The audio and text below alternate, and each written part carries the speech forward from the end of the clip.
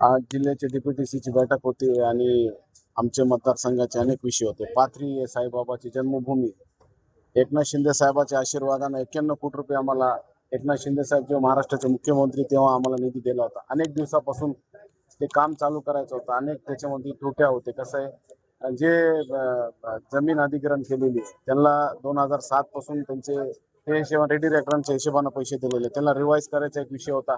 पाथरीचा विषय, शेतकऱ्याचे विषय, अनेक विषयावर होते. त्या विषयावर सगळे व्यवस्थित DPTCची मीटिंग पार पाडलेली आहे आणि सकारात्मक निर्णय पालकमंत्री आमचे मेघनाताई बोर्डीकरचे नेते आमचे घेतील आणि 100% विकासाचे जे बी प्रश्न आहेत ते वाळूचा विषय तुम्ही मांडला होता. नेमका वाळूच्या विषयी काय चर्चा आहे? वाळू 2-2, 3-3 हजार इलिगल वाळू साठा पेडगावला आहे, लासिनीला आहे, मुद्गलमध्ये इलिगल वाळू साठा चालू आहे. हे सगळा वाळूचा एक मोठा नेटवर्क खूप मोठ्या प्रमाणात आहे. त्याच्यामुळे सगळेच आमदारांना त्याला ॲग्रेसिव्ह घेतलेला आहे आणि पालकमंत्री महोदय आणि कलेक्टर महोदयपाशी ते विषय ठेवलेला आहे.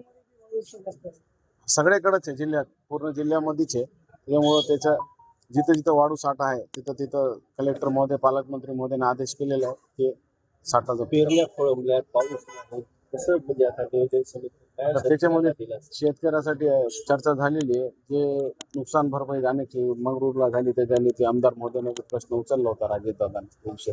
पालकमंत्री महोदयाने चांगले विषय ॲग्रेसिव्ह घेतलेला आहे. त्याच्यामुळं 100% जे बी डोबार करण्याची वेळ आली तर त्याचं बी नियोजन पालकमंत्री महोदयाने केलेलं आहे. त्याच्यामुळे 100% शेतकऱ्यासाठी पालकमंत्री महोदय सगळे आमदार सेन्सिटिव्ह आहे. सगळे विषय शेतकऱ्याचे गंभीरतानं घेतात. एक चांगली व्यवस्थित बैठक झाली आमच्या जिल्हा नियोजनची.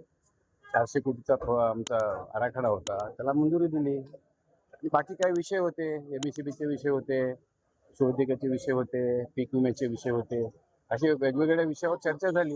ही सगळी पॉझिटिव्ह चर्चा झाली.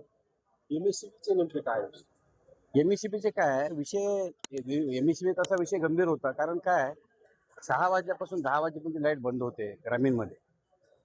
आणि तो विषय असा होता की 6 वाजता महिला वगैरे कोणी शेतात घरी येतात, तेव्हा स्वयंपाक पाणी करून 9-10 वाजता जेवण करून झोपतात ग्रामीणमध्ये लोक.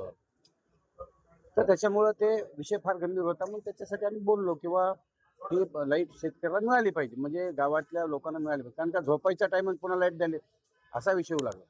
मग ते जरा चर्चा भरपूर झाली. वाळूच्या विषयावर पण चर्चा झाली चर्चा, वाळूच्या विषयावर पण चर्चा झाली.